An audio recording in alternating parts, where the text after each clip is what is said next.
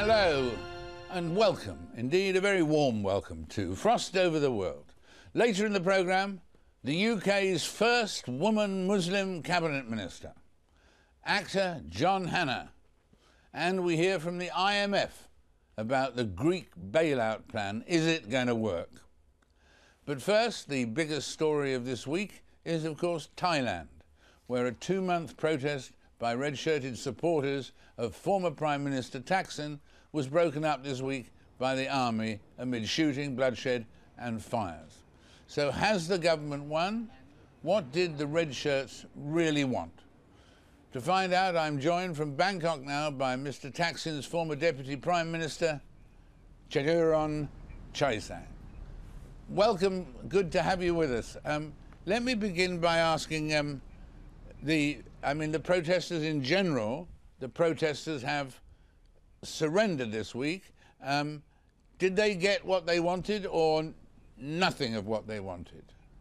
We don't know exactly if the protesters got what they want, because their only demand is the Prime Minister dissolve the House as soon as possible.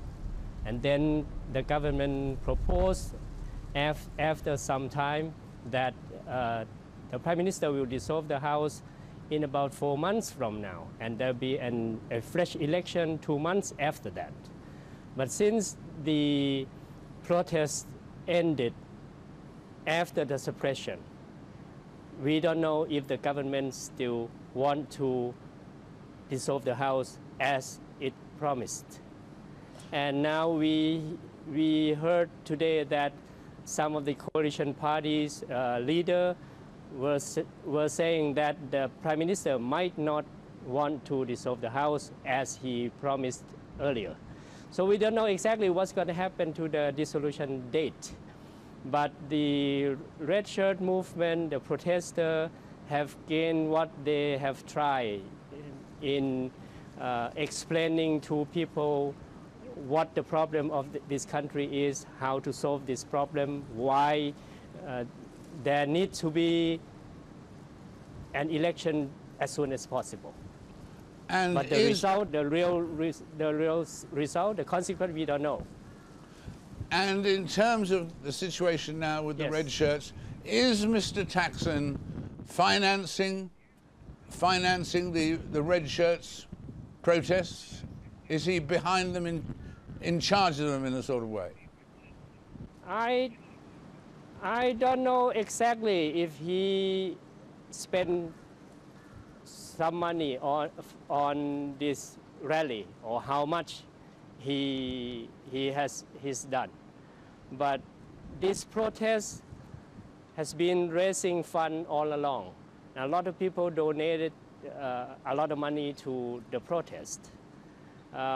It is understandable that people will believe that Mr. Thaksin financed to some extent to the protest. He is a very close ally with the protest. He is not one of the leaders, but he is very important in this movement because people believe that a lot of things happen to him. It's exactly the same as a lot of things happen to the elected government and elected prime minister, and people were not happy with what happened to him because they are not happy with what happened to an elected prime minister. And so the movement for democracy and the movement that is supported by Mr. Thaksin happen to be about the same.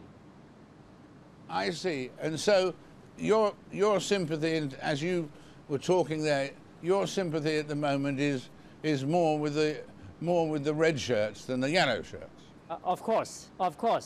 My sympathy is with the red shirt because their ideology, their demand is democratic. Their demand for democracy and justice and the development of this country, which is different from the yellow shirt who were mobilizing against the elected government and even for the coup to take place. So it's very easy for one who loves democracy to decide which side you should be working with or you should have sympathy for.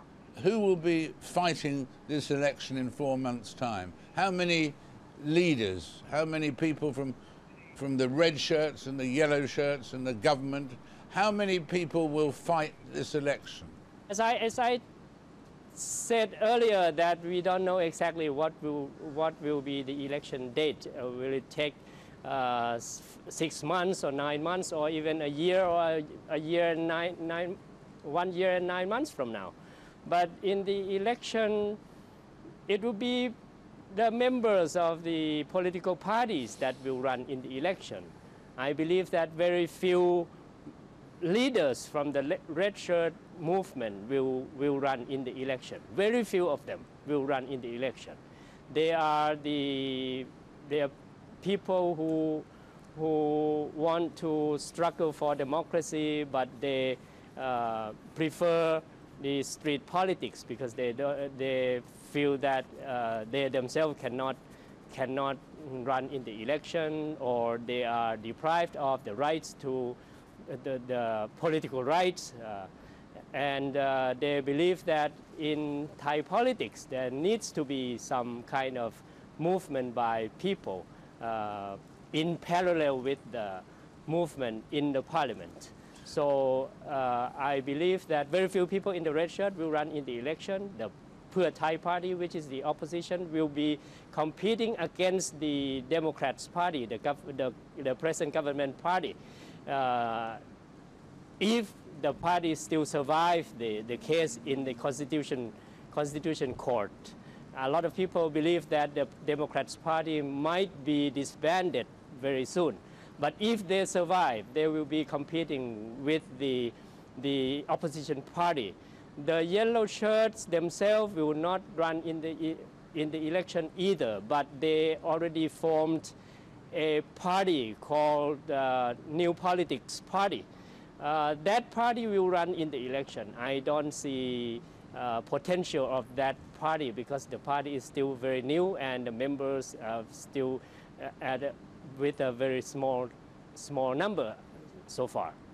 Thank you very much for that very clear statement. We appreciate it very much, and we look forward to talking to you again around the time of the election to see what exactly happens. Thank you, Mr. Chaturon. Thank you very much indeed. My pleasure. My pleasure. Thank you. Thank you. Thank you, Sir David. Well, we've got elections around the world there, with election coming up in Thailand, and in a moment I'll be talking to the UK's first ever Muslim cabinet minister.